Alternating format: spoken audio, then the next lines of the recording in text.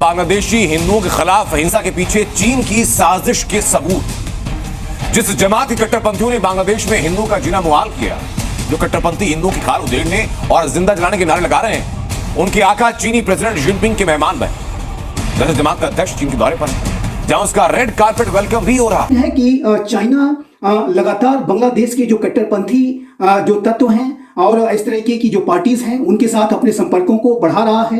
बांग्लादेश में चाइना के राजदूत ने भी जमाते इस्लामी बांग्लादेश के ऑफिस में विजिट करके उनके साथ अपने संपर्कों को गहरा करने का कार्य किया। मीडिया रिपोर्ट के मुताबिक ये पहली बार है जब जमात या किसी इस्लामी पार्टी के नेताओं को सीपीसी से आधिकारिक निमंत्रण मिला है। ये प्रतिनिधिमंडल 5 दिसंबर को चीन से बांग्लादेश लौटेगा, यानी करीब एक हफ्ते और जमात के मुखिया जिनपिंग के मेहमान बनकर रहेंगे। इतना ही नहीं, इन कट्टरपंथियों के चीन रवाना होने से पहले बांग्लादेश में चीनी दूतावास ने इनके लिए विशेष समारोह का आयोजन किया। बांग्लादेश में जिस दिन चिन्मय कृष्णदास को हिरासत में लिया गया था, उसी दिन इन कट्टरपंथियों का चीन जाने के लिए समारोह हो रहा था। और तो और चीन के बांग्लादेशी राजदूत ने दोनों देशों के बीच ऐतिहासिक रिश्तों के कसीदे भी पढ़े। दुनिया जानती है कि चीन हमेशा सिर्फ और सिर्फ अपने फायदे की सोचता है। बिना फायदे के चीन किसी मुल्क से दोस्ती तो क्या, दुश्मनी भी नहीं करता। पिछले कुछ वक्त में म्यांमार और मालदीव जैसे देश चीन की सेल्फिश सोच का नतीजा भुगत चुके हैं। लिहाजा बांग्लादेश में अल्पसंख्यकों पर हमले के दौरान ही चीन में कट्टरपंथियों का रेड कार्पेट वेलकम खुद ब खुद ड्रैगन की नई साजिश का खुलासा कर रहा है। बांग्लादेश में हिंदुओं पर बढ़ते हमलों को लेकर राष्ट्रीय स्वयंसेवक संघ ने सवाल खड़े किए। आरएसएस ने बांग्लादेश की अंतरिम सरकार से दो टूक कहा कि हिंदुओं पर अत्याचार बंद हो। आरएसएस के सदर कार्यवाह दत्तात्रेय होसबोले के बयान की बड़ी बातें आपको बताते हैं। हिंदुओं पर अत्याचार तुरंत बंद हो, चिन्मय कृष्णदास की रिहाई जल्द हो। बांग्लादेश सरकार मूक दर्शक बनी है। भारत सरकार हिंदुओं की सुरक्षा के लिए प्रयास जारी रखे। हिंदुओं के साथ अमानवीय अत्याचार चिंताजनक है। चिन्मय कृष्णदास हिंदुओं पर हो रहे अत्याचार के खिलाफ लगातार आवाज उठा रहे थे। बांग्लादेश पुलिस ने 25 नवंबर को देशद्रोह के आरोप में चिन्मय प्रभु को चटगांव से गिरफ्तार किया और स्थानीय अदालत ने उन्हें जमानत देने से इनकार कर दिया था। कि सारी हदें लागने जा रही हैं।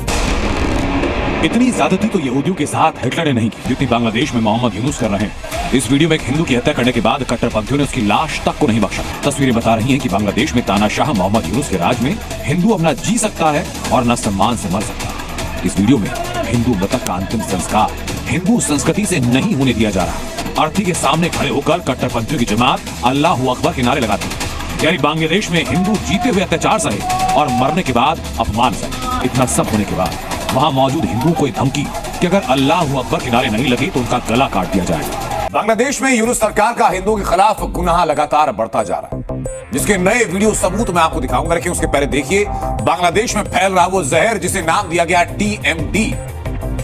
बांग्लादेश की सोशल मीडिया पर TMD ट्रेंड कर रहा है, हैशटैग TMD ट्रेंड कर रहा है। TMD का मतलब है टोटल मालो डेथ। मालो क्या है अभी समझाता हूं आपको।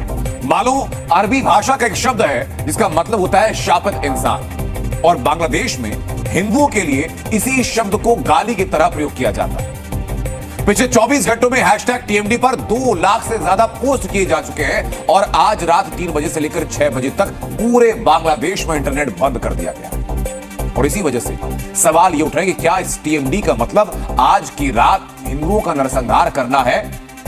इंटरनेट बंद करने के पीछे वजह किसी वारदात या संघार की खबरों को पूरी तरह छिपा देना है क्या? क्योंकि यही हकीकत है आज की तारीख में बांग्लादेश में और बांग्लादेश के अंदर रह रहे हिंदुओं की। हिंदुओं के खिलाफ कथित अत्याचारों के विरोध में बांग्लादेश के मरीजों का इलाज नहीं करेगा। इस अस्पताल के एक अधिकारी ने बताया है कि बांग्लादेशी नागरिकों की ओर से भारतीय ध्वज का लगातार अपमान किए जाने के कारण ये फैसला उठाया गया है।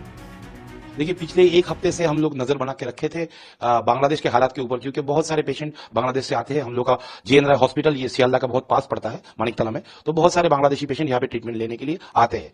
तो हम लोगों ने देखा कि कुछ दिनों से कुछ वहां पे कुछ माइनॉरिटी का प्रॉब्लम चल रहा है। उससे हम लोगों को कोई फर्क नहीं पड़ता, क्योंकि हम लोगों को इंसानियत का सर्विस देना पड़ता है, मेडिकल का इलाज करते हैं, हम लोग सेवा देते हैं। लेकिन ये चीज पिछले 2-3 दिनों से हम लोग देख रहे हैं कि ये बात सिर्फ कोई कम्युनिटी तक सीमित नहीं है। यहाँ पे आ गया अभी वहां का यूनिवर्सिटी में, वहां का मेडिकल कॉलेज में, वहां का छात्रावास में, हर जगह पे हम लोग का जो नेशनल फ्लैग, हम लोग का तिरंगा वहां पे पैरों से रौंदा जा रहा है। और ये जो काम जो वहां का स्टूडेंट कर रहे हैं, वहां का बुद्धिजीवी लोग कर रहे हैं, और उसके खिलाफ कोई भी आवाज नहीं उठा रहा है। उनका गवर्नमेंट भी इस बात को कोई एक बात बारे में कुछ बात ही नहीं करना चाहते।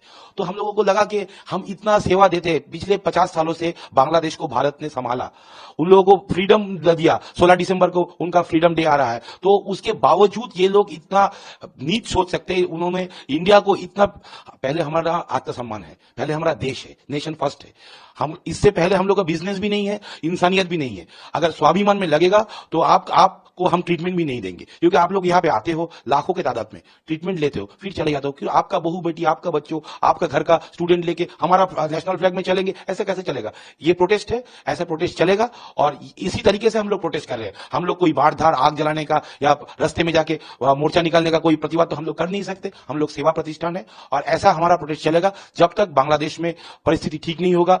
इंडिया को जैसे वो लोग बोल रहे हैं मीडिया में, उन लोगों का गणमाध्यम में भारत के खिलाफ, ये जब तक बंद नहीं होगा, हम लोगों का ये सिद्धांत पे भी हम लोगों का जेएन राय हॉस्पिटल मैनेजमेंट इसमें अटल रहेंगे और हम लोगों का डॉक्टर लोग और जेएन राय हॉस्पिटल के मैनेजमेंट ने ये सिद्धांत लिया है, जब तक ये सिचुएशन सही नहीं होगा हम लोग बांग्लादेशियों को कोई भी सेवा या ट्रीटमेंट नहीं देंगे।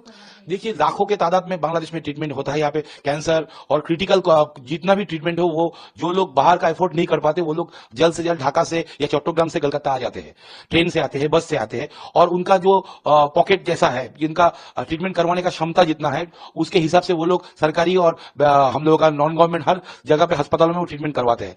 कोई आरएन जाता है, कोई टाटा जाता है, कोई सियालदा से हम लोग यहाँ पे भी आते हैं किडनी के लिए, वो आते हैं हार्ट के लिए, हार्ट पेशेंट आते हैं, किडनी का पेशेंट आते हैं, नी रिप्लेसमेंट करवाने आते हैं, हड्डियों का तकलीफ में आते हैं, बहुत सारे ट्रीटमेंट करवाने वो लोग आते हैं। और हम लोग बहुत तरीके से और बहुत इंसानियत के नाते हम बहुत उन लोग अच्छा ट्रीटमेंट देते हैं, क्योंकि वो लोग बाहर से आते हैं, लेकिन हम लोग गलत थे शायद, क्योंकि जो मेहमान नवाजी का जो इनाम जो मिलना चाहिए तो वो तो बांग्लादेश में एक ऐसी सरकार है कि वो किसी की भी बात नहीं सुन रही, और उसको जो पालन पोषण कर रही है वो अमेरिका कर रहा है, इसलिए वो इतना गलत काम कर रहा है कि कोई सोच भी नहीं सकता।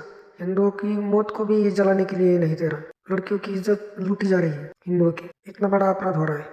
तो आपको अगर वीडियो अच्छा लगा हो तो चैनल को सब्सक्राइब कीजिए, लाइक कीजिए, शेयर कीजिए। जय श्री राम।